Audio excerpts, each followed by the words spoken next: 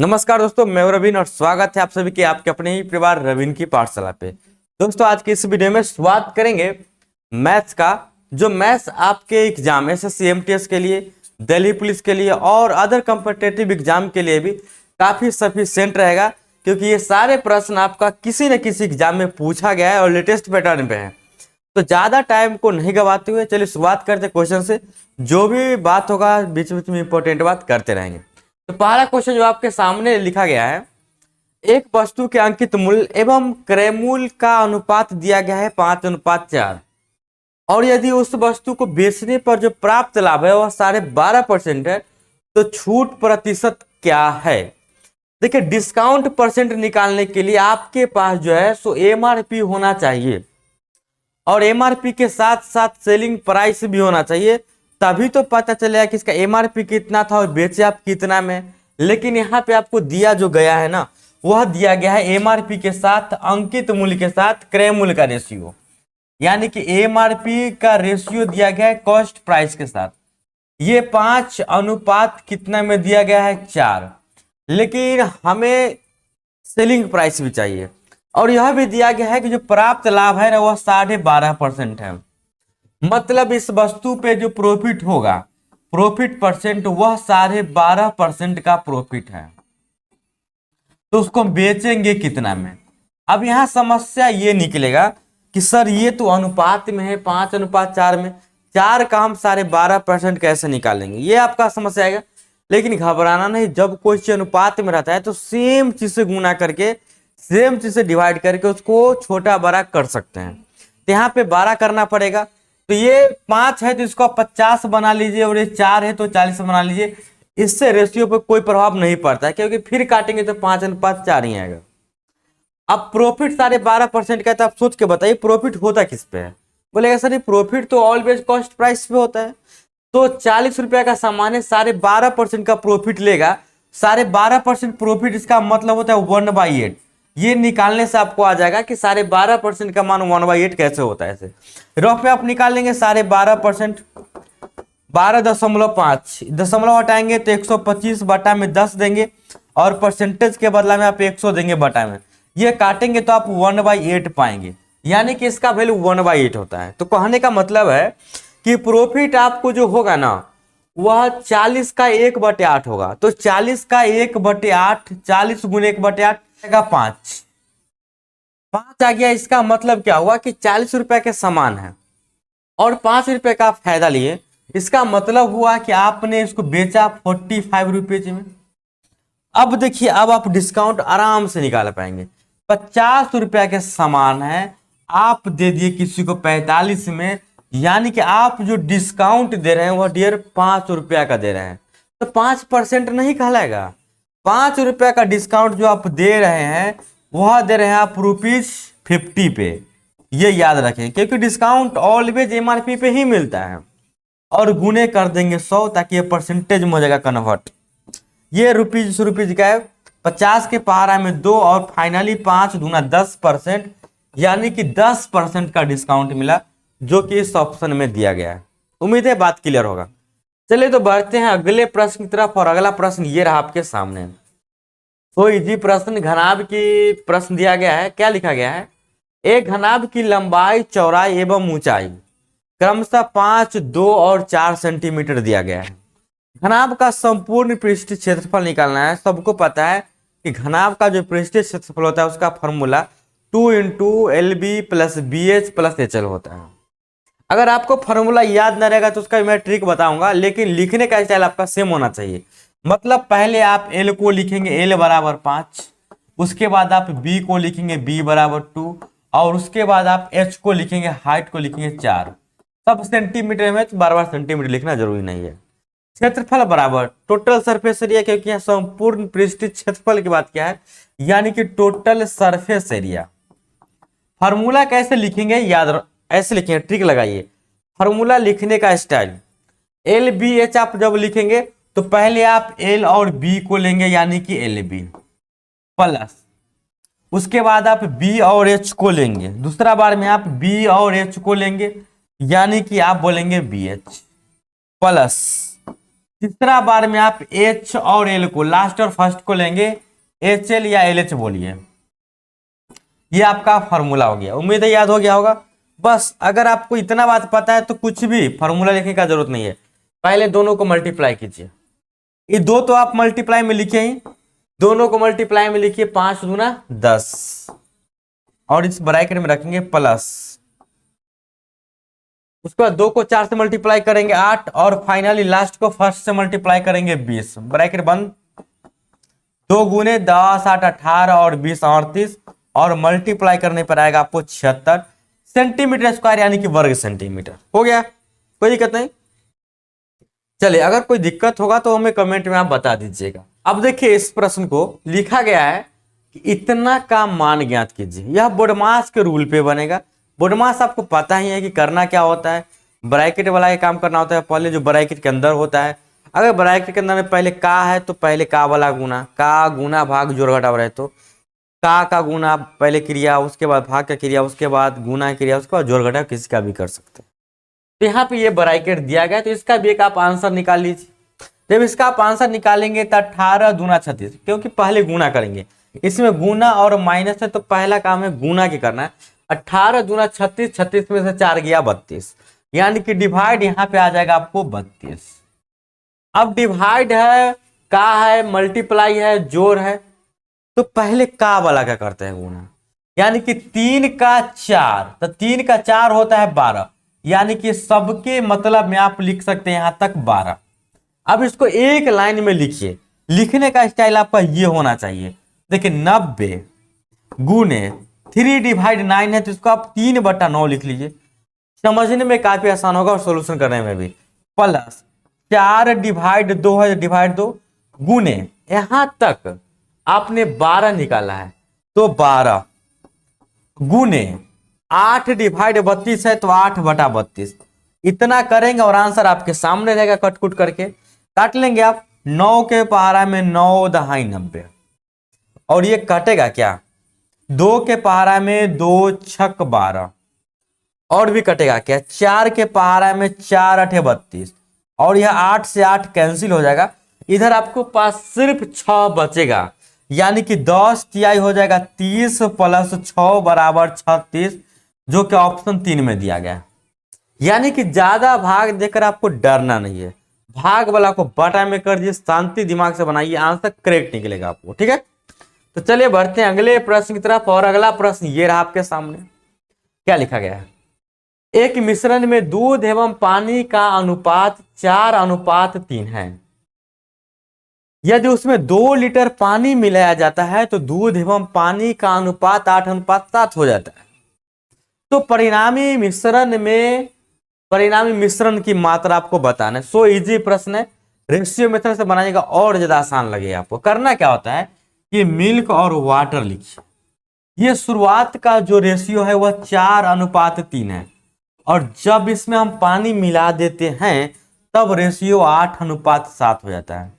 अच्छा, पानी मिलाने का क्या मतलब होता है, जब कोई मिश्रण में जब आप पानी मिलाएंगे तो इसका मतलब ये हुआ कि पानी ऊपर नीचा हो जाएगा मिलाने के बाद, कम बेसी हो सकता है या निकालने के बाद, लेकिन दूध को तो कोई छेड़छाड़ नहीं की, तो मिश्रण में दूध सेम रहना चाहिए।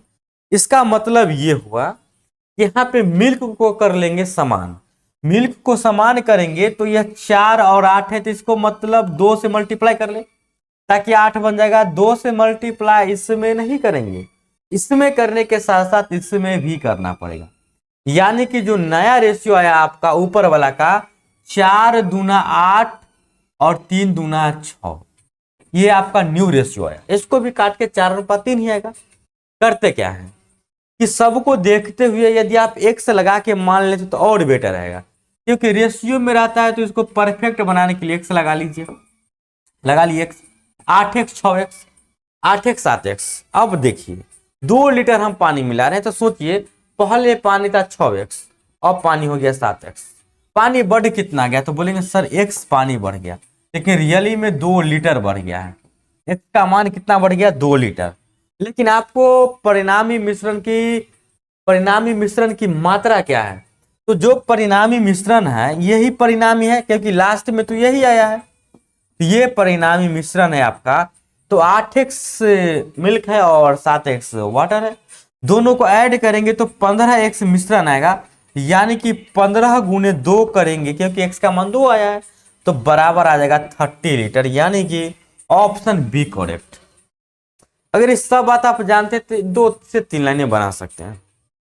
उम्मीद है बात समझ गए होंगे। कोई भी दिक्कत होगा नीचे दिए गए नंबर पे व्हाट्सएप कीजिए, ठीक है। इसका पीडीएफ प्राप्त करने के लिए आपको ऐप डाउनलोड करना पड़ेगा, विशेष दिक्कत के लिए तो मैं।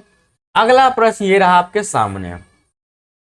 अगर आप मेरे प्रैक्टिस सेट पे ध्यान देते हैं तो एमटीएस में जो क्वालिफाई मार्क्स लाना है ना 30%, एकदम चुटकी में आप ला सकते हैं।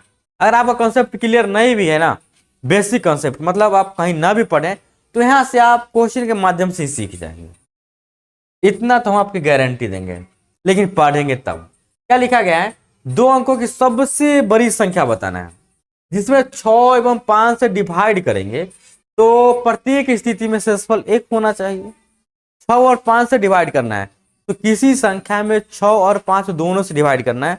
इसका मतलब वो जो संख्या होगा ना, वह संख्या 30 के टेबल में आएगा, क्योंकि 6 और 5 का एलसीएम 30 होता है। तो 6 और 5 का एलसीएम ले लेंगे तो इसका एलसीएम आ जाएगा 30। यानी कि सबसे बड़ी बताना है, तो 30 के टेबल में वह संख्या आएगा, लेकिन एक ज्यादा होना चाहिए। तो सबसे बड़ी संख्या तो आपको लग रहा है यहाँ पे 97, लेकिन 30 के टेबल में करेंगे तो 30 या 90, लेकिन ये 7 ज्यादा है। लेकिन आपको शेषफल 1 ही नजर आना चाहिए था, तो 30 या 90 में एक ज्यादा 91 होगा, वो 93 97 नहीं हो सकता है। अब इसमें 6 से डिवाइड कीजिए 1 शेषफल आएगा, 5 से डिवाइड कीजिए 1 आएगा। इसको आप चाहे तो डायरेक्ट ऑप्शन से ही बना सकते हैं, डिवाइड करके चेक करेंगे जिसमें एक शेषफल प्राप्त हुआ, करेक्ट आंसर है। चलिए अब बढ़ते अगले प्रश्न की तरफ। और अगला प्रश्न ये रहा आपके सामने। क्या लिखा गया है? 12 लड़कों की औसत उम्र 15 वर्ष है एवं 18 लड़कियों की औसत उम्र 12 वर्ष है।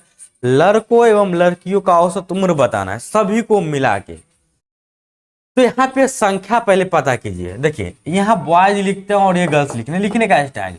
अगर संख्या की बात किया जाए तो लड़का 12 है और लड़की का बात किया जाए तो 18 लड़कियां हैं। अगर एवरेज का बात किया जाए तो 12 लड़कों का एवरेज 15 है और 18 लड़कियों का एवरेज 12 है। सबका एवरेज आपको निकालना है, तो सबका सम आपको पता होना चाहिए। सम का मतलब कि सभी के उम्रों का योगफल। 12 संख्या में स्टूडेंट है बॉयज और सबका एवरेज 15-15 केजी है। सोचिए तो 12 स्टूडेंट का कितना वजन हो जाएगा? 12 गुने 15 यानी 180 केजी हो जाएगा। और 18 गर्ल्स है और सबका वजन 12 केजी है, तो मल्टीप्लाई करेंगे 12 8 96, हासिल हो जाएगा 9 216 केजी। अब टोटल वजन जो हो गया 180 और 216 को सबको ऐड करेंगे, तो ऐड कीजिए कितना हो जाएगा? 100 200 380 16 96, यानी कि 396 केजी वजन हो गया टोटल। और कुल स्टूडेंट का बात करें, क्यों? क्योंकि टोटल एवरेज निकालना है, तो 12 और 18 30 स्टूडेंट हैं, यही एवरेज आपका आ गया। जब आप डिवाइड करेंगे तो कितना आएगा? 30 के पहाड़ा में करेंगे तो 30 एकम 30, बच गया 9 0, यानी कि 30 तिहाई 90 और डिवाइड करेंगे 30 दूना 60, 13.2 करेक्ट आंसर है, बन जाएगा, कोई दिक्कत नहीं। चलिए बढ़ते हैं अगले प्रश्न की तरफ। और अगला प्रश्न ये रहा आपके सामने। क्या लिखा गया है? एक वस्तु को 4% पर 6500 रुपए में बेचा जाता है, 4% लाभ पर। एक दूसरी वस्तु जिसका क्रय मूल्य 3750 है और उसको 4% के हानि पर बेचा जाता है, तो इस लेन देन में समग्र लाभ या हानि आपको बताना है, कितना परसेंट लाभ हुआ, कितना परसेंट हानि हुआ। अब देखिए इस प्रकार के प्रश्न को देखकर घबराना नहीं है, आपको टोटल सीपी पता करना पड़ेगा, टोटल एसपी। निकालते कैसे टोटल सीपी?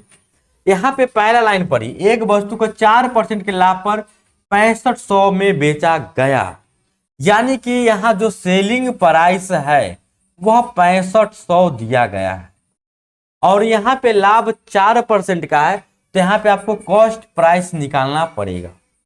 निकालते कैसे? तो 6500 को ऊपर लिखिए और डिवाइड कीजिए। 4% का लाभ हो रहा है ना, 100 में 4 ऐड कर दीजिए, तो 104 से कर दीजिए डिवाइड, और कॉस्ट प्राइस निकालना है तो 100 से मल्टीप्लाई। इतना जब आप कर लेंगे तो यहाँ आपको सीपी निकल जाएगा।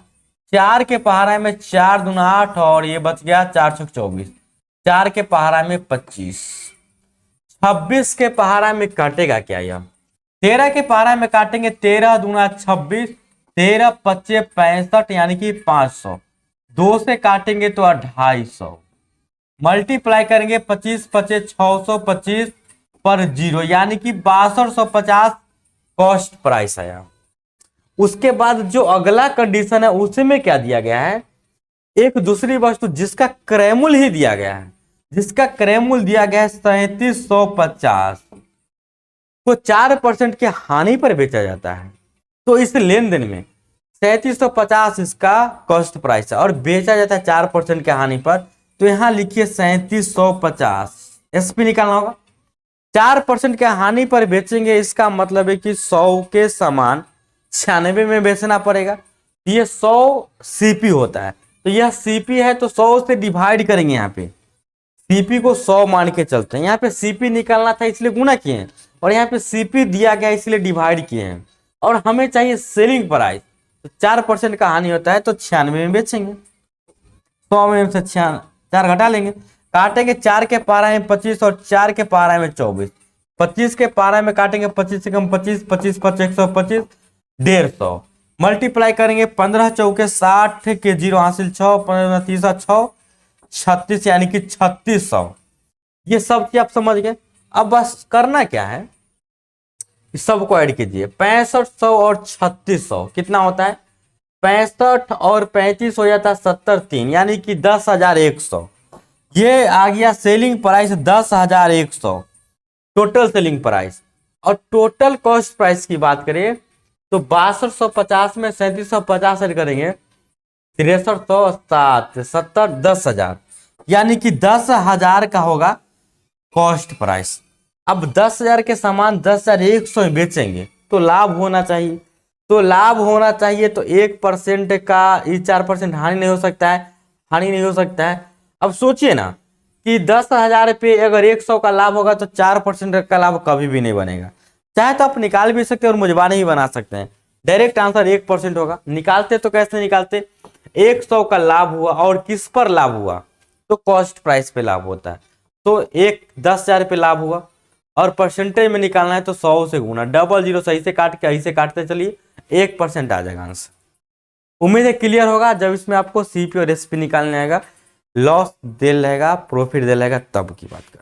अगर कोई दिक्कत है तो हमें बता देंगे, इस प्रकार के प्रश्न हम आगे लेकर आएंगे और बेहतर तरीके से आप क्लियर कराएंगे। विशेष दिक्कत के लिए आप मोबाइल नंबर से व्हाट्सएप कर सकते हैं, और ज्यादा विशेष दिक्कत है तो आप हमें ये बता दीजिए कि सर लाइव क्लास कराइए, तो मैं आपको लाइव क्लास करवा दूंगा जिसमें आपका एक एक डाउट क्लियर कर दूंगा। ठीक है, तो चलिए बढ़ते हैं अगले प्रश्न की तरफ। और अगला प्रश्न ये रहा आपके सामने, क्या लिखा गया, एक वस्तु को 14.2/7% लाभ पर बेचा जाता है, उस वस्तु के विक्रय मूल्य एवं क्रय मूल्य का अनुपात 14.2/7% के लाभ पर बेचा जाता है। इसका मान पता होना चाहिए 1/7। यहाँ पे सीपी लिखे और यहाँ पे एसपी लिखिए। नीचे वाला जो डियर होता है वह सीपी होता है, नीचे वाला सीपी होता है, यानी कि 7 के वस्तु है और लाभ ले रहा है तो ऊपर वाला जोड़ देंगे 8 पे बेच देंगे। लेकिन अपने को जो निकालना है विक्रय मूल्य का अनुपात क्रय मूल्य से, यानी कि इसका जस्ट अपोजिट एसपी अनुपात सीपी, तो 8:7 लिखे और आंसर मारिए 2 करेक्ट। समझ आएंगे, इसको आप निकाल सकते हैं खुद से। 6498 2 100/7% के बदला में बटा में 100 करेंगे 1/7 आ जाएगा। कर लेंगे। आपको लग रहा होगा ना कि हम ज्यादा फास्ट बोलते हैं, पक्का लग रहा होगा, लेकिन हम फास्ट नहीं बोल रहे हैं। मतलब ये छोटी बात है, थोड़ा फास्ट में बोल के समझा दी, ये कोई फास्ट नहीं बोलिए, और बोलिएगा तो और आराम से बोलेंगे। ठीक है, अभी जो आप लोग कमेंट कर रहे हैं ना, इस कमेंट को हम सुन नहीं रहे हैं क्योंकि ये रिकॉर्डेड क्लास है यार। तो अभी आप कमेंट ना करें, सिर्फ आप देखें, वीडियो खत्म हो जाने के बाद आप कमेंट करें। ठीक है, जो भी लोग अभी कमेंट करें एकदम, आप सोच रहे हैं कि सर घमंडी है बोल नहीं रहे, लेकिन ऐसा बात नहीं है, यह वीडियो रिकॉर्डेड चल रहा है। ओके, उम्मीद है आप कमेंट नहीं करेंगे और क्लास खत्म के बाद आप अपना डाउट कमेंट बॉक्स में ही पूछेंगे। तो अगला प्रश्न ये रहा आपके सामने, हमें पता है कि अब आप समझ गए होंगे। कि कमेंट नहीं करना ना राजू, बात सही कर रहे हैं।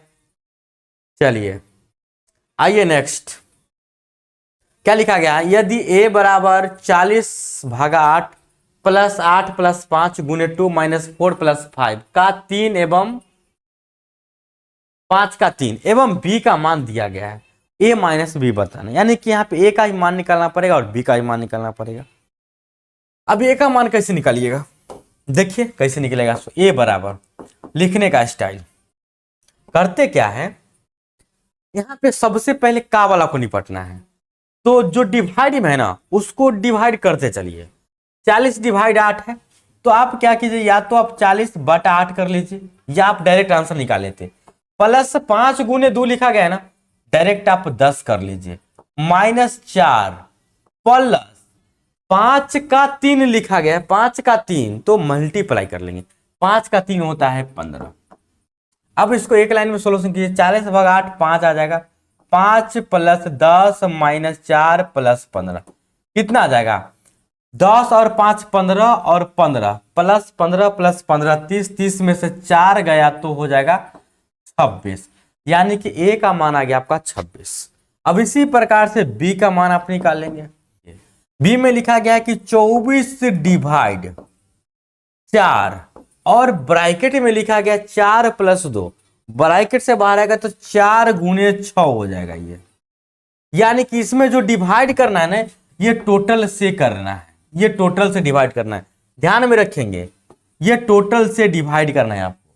और प्लस 19 का 2 यानी कि 19 दूना हो जाएगा 38, यानी कि 24 और ये सब मिलके 24 ही आएगा, तो 24 डिवाइड 24 ये हो जाएगा और प्लस में 38, यानी कि कुल मिला के 39 आ जाएगा। और आपको निकालना क्या है, आपको जो निकालना है a माइनस बी निकालना है।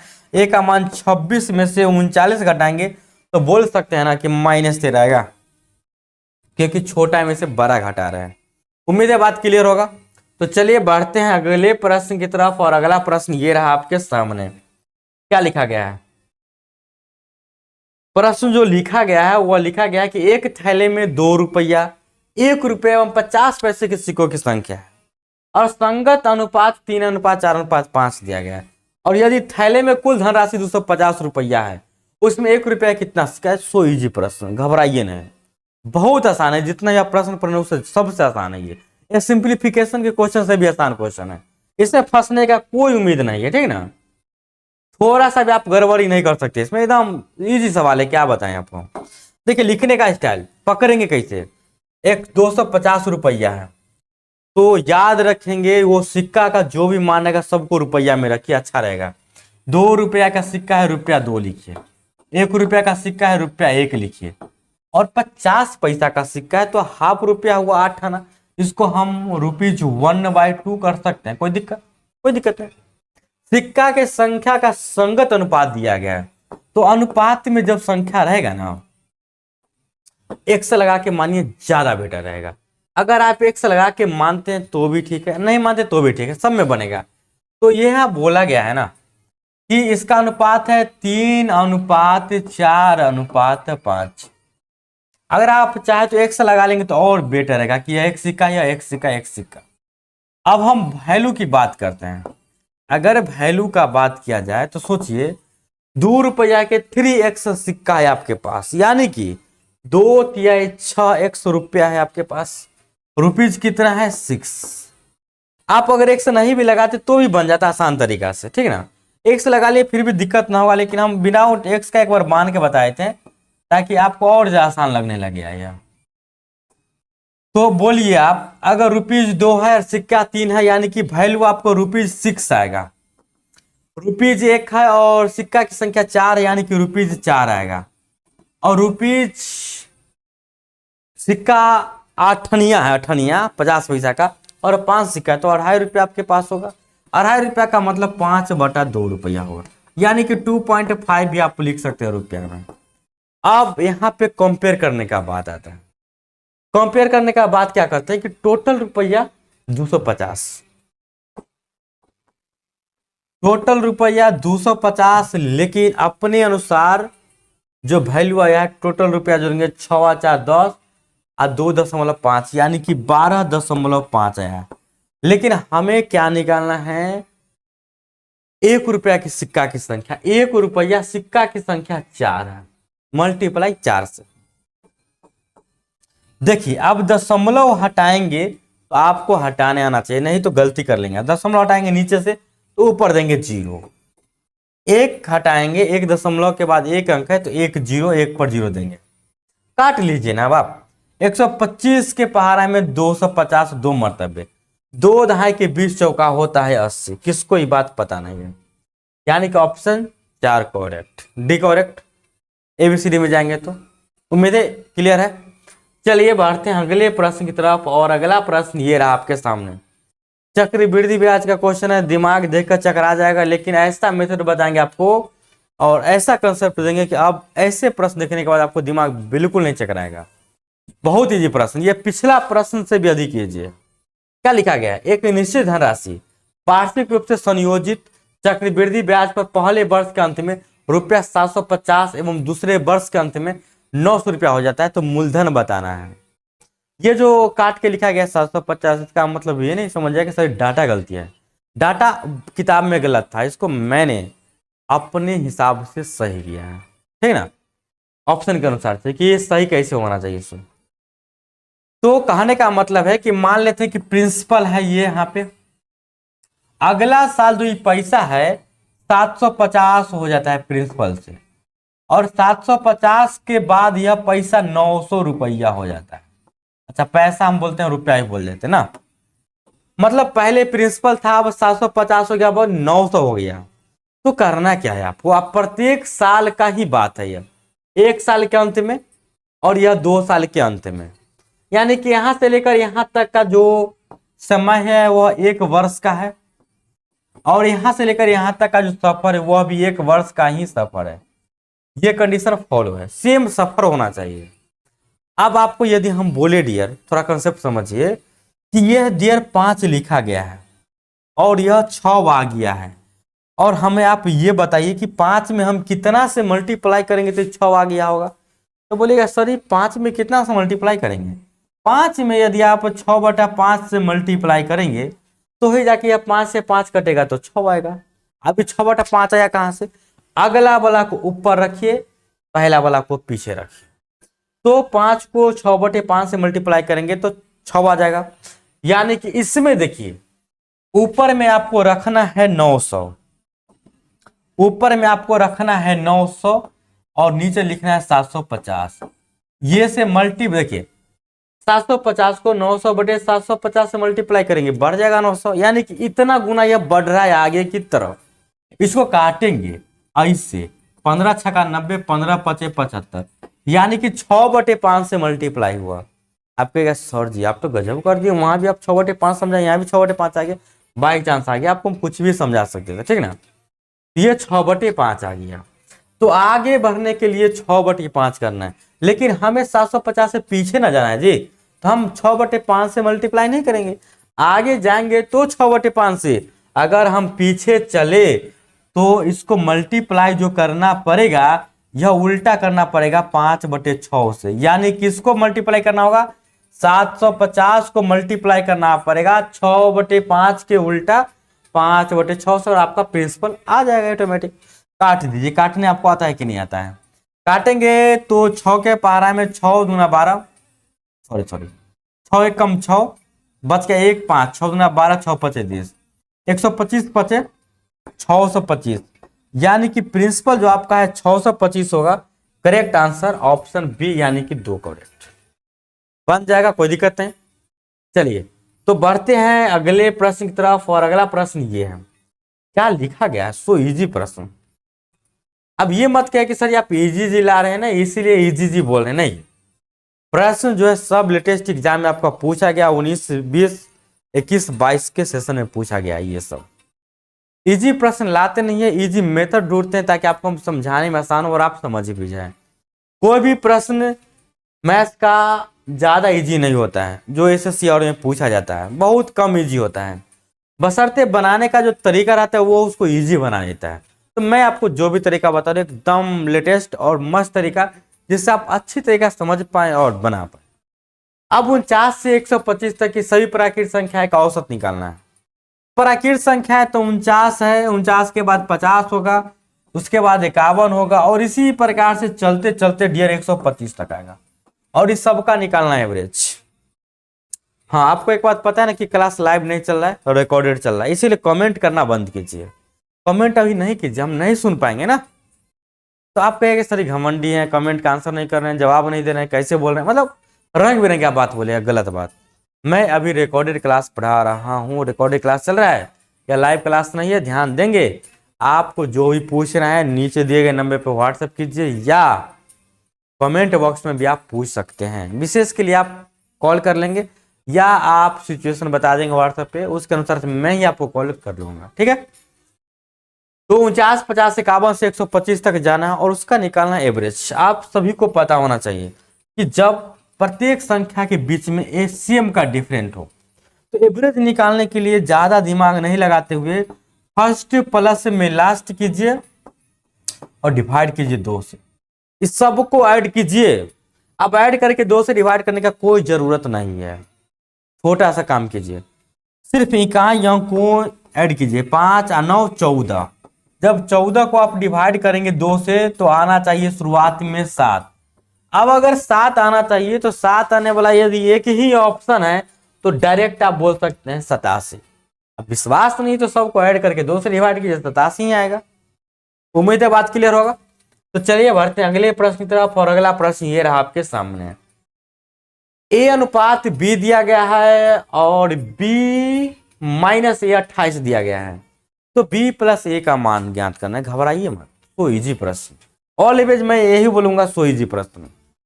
कोई टफ है तो उसको मैं इजी तरीका से बताऊंगा, ये भी इजी प्रश्न है। देखिए बनाना कैसे है। तो ए अनुपात बी 2:3 दिया गया है और बी माइनस ए 28 दिया गया है। ए अनुपात बी का जो मतलब यहाँ पे 2:3 दिया गया है और b माइनस ए बराबर 28 दिया गया है। 28 में डिवाइड कीजिए, कितना से? 28 जो है b और a का माइनस है, तो b में से a माइनस कीजिएगा, यहाँ पे रेशियो में तो 1 आएगा, 1 से डिवाइड कर दीजिए, ठीक है। और आपको निकालना है b प्लस ए, यानी कि ऐड करेंगे तो यह 5 आएगा, तो 5 से मल्टीप्लाई। 1 से डिवाइड करने पे कोई फर्क नहीं पड़ेगा, 28 25 हो जाता है 140, ये करेक्ट बन जाएगा। चलिए अगला प्रश्न ये रहा आपके सामने। यह जो प्रश्न है यह भी प्रश्न आपका साधारण ब्याज से। क्या लिखा गया है? एक निश्चित धनराशि पर 10% प्रति वर्ष की दर से 6 माह का साधारण ब्याज 100 रुपया है, तो मूलधन आपको बताना है, प्रिंसिपल। अच्छा, प्रिंसिपल बताना है तो फॉर्मूला आपको रटना नहीं है। प्रिंसिपल बताना हो, एसआई बताना हो, या रेट बताना हो, या टाइम बताना हो, सबके लिए मैं एक आपको ट्रिक बताया हूं। प्रिंसिपल जब निकालना हो तो ऊपर में एसआई गुने 100 ऑलवेज लिखिए, प्रिंसिपल के बाद रेट और टाइम बच जाता है, जिसको आप नीचे मल्टीप्लाई में लिख दीजिए। यहाँ पे एसआई कितना मिलता है? 100 और मल्टीप्लाई 100। आर का मान, रेट का मान देखेंगे 10% छोड़ देंगे क्योंकि परसेंट के बदले में ऊपर 100 आ जाता है। और टाइम का बात करेंगे तो 6 माह दिया गया है, तो आप 6 मत लिखिएगा, यह 6 माह दिया गया और यहाँ पे रेट प्रति वर्ष दिया गया है, तो माह को कन्वर्ट कीजिए ईयर में। ईयर में कन्वर्ट करने के लिए 12 से करते हैं डिवाइड। जब 12 से डिवाइड करेंगे तो 1/2 आ जाएगा, यानी कि यहाँ पे आप 1/2 ईयर लिखेंगे। ये बात ध्यान में रहना चाहिए। 2 5 10 और 5 से काटते हैं डियर 20 और मल्टीप्लाई करने पर आ जाएगा 2000, जो कि ऑप्शन बी में दिया गया है। कोई दिक्कत नहीं। अब देखिए इस प्रश्न को, और यह जो प्रश्न आपका लास्ट प्रश्न है, इसके बाद आप ऑफलाइन कमेंट कर देंगे, हम आपके कमेंट को पढ़ के जवाब दे देंगे। विशेष समस्या के लिए नंबर आपको दिया गया है, व्हाट्सएप कर दीजिएगा, ठीक है। विशेष के लिए आप कॉल भी कर सकते हैं। एक संख्या को पहले 16.2/3% बढ़ाया जाता है। घबराइए नहीं, देख के आपको परसेंटेज डर लगता है, लेकिन सो इजी प्रश्न है। उसके बाद फिर 15% कम किया गया और वह जो संख्या परिणामी संख्या आएगा 238 आएगा, और उसी संख्या का 37.5% बताना है। अब निकालेंगे कैसे? निकालने का जो तरीका होगा यह ऐसे होगा। मान लेते हैं डियर कि वह संख्या आपका x है। वह संख्या कितना है डियर? x। अब ये जो संख्या है पहले इसको 16.2/3% आगे करते हैं। इसका मान आपको पता है ना कि 1/6 होता है। अब 1/6 का मतलब हुआ ना कि नीचे में 6 रखिए और जब बढ़ता है तो ऊपर वाला को जोड़ के ऊपर में लिख दीजिए और घटता तो घटा के ऊपर में लिखते। तो इसको डायरेक्ट मल्टीप्लाई आप कर देंगे 7/6 से, ताकि आपको आसान लगेगा। 15% कम किया जाता है तो यह तो सिंपल परसेंटेज है। तो 100 था पहले, तो 15% कम कर दीजिए 85 हो जाएगा और फाइनली यह 238 हो जाता है। बराबर में 238 करेंगे, काट दीजिए। 5 के पारा में 17, 5 के पारा में 20, 17 के पारा में 17 कम 17 चौका, ऐसे कर जाएगा। और 7 के पारा में 7 दूना 14, यानी कि यहाँ से x बराबर 6 गुने 20 ये वाला, और क्रॉस करेंगे तो 2। अब इसका आपको निकालना कि ये संख्या को मल्टीप्लाई करने का कोई जरूरत नहीं है, इसका निकालना है आपको 37.5%। इसका मान आपको पता होना चाहिए, इसका मान होता है 3/8। करते करते आपको याद हो जाएगा, उसको निकालेंगे तो 3/8 निकल के आएगा। कैसे निकालेंगे, क्या इसको डाउट है कि कैसे निकालेंगे? डाउट है तो बता दीजिएगा, ताकि अगला बार में हम जो भी क्वेश्चन लाएंगे सबका परसेंटेज का हम बेसिक निकाल के बताएंगे। तो इसका निकालना है 37.5%, इसका मतलब 3/8। इस सब बात को देखते हुए कटिंग कुटिंग पे आइए। 4 पचे 20, 4 दूना 8, 2 से 2 कैंसिल, 6 पचे 30, तिहाई कितना होता है 90।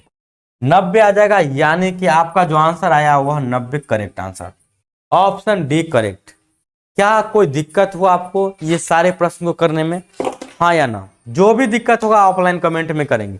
अभी आपसे हम पूछ जरूर रहे हैं, लेकिन क्लास खत्म होने के बाद कीजिएगा, क्योंकि अभी जो कमेंट कीजिएगा आपको लगता होगा सर लाइव पढ़ा रहे हैं, लेकिन गलत बात, मैं अभी लाइव नहीं पढ़ा रहा हूँ। आप लोग का डिमांड रहेगा, प्यार रहेगा तो लाइव क्लास आएगा, और एक भी प्रश्न आपसे ऐसा ना होगा जो नहीं बने। कॉन्सेप्ट भी साथ में सीखते चलेंगे। तो डियर, आज के लिए इस वीडियो में इतना ही, फिर मिलते हैं आपसे हम नेक्स्ट क्लास में। थैंक यू, शुक्रिया टाइम देने के लिए और सीखने के लिए, ठीक है।